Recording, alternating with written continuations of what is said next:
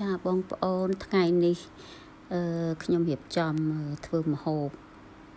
ចុះបាយបុកកាពិបងប្អូនចាមិញហ្នឹងមានកពិអាំងហើយនឹងត្រីចៀនត្រីចំហុយចៀនហ្នឹងហើយមានម្ទេសហើយនឹងខ្ទឹមសក្រហមហ្នឹងយកទៅលីងចា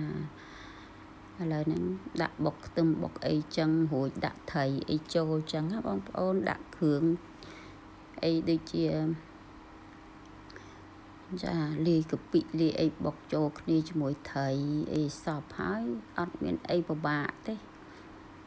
បងប្អូនណាក៏ចេះធ្វើដែរចាម្ហូបនេះម្ហូបចុះបាយចាហើយក៏ច្បាច់ក្រូចឆ្មាចាអានេះយើងបុកកាពិបានប្រើស្ករពាងណាអាហ្នឹងស្ករត្នោតហ្នឹងឈ្ងុយជាងឆ្ងាញ់ជាង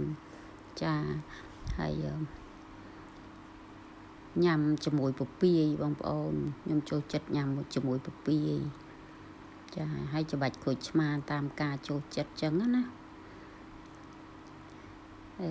អត់ពិបាកទេឥឡូវរួចរាល់ហើយចា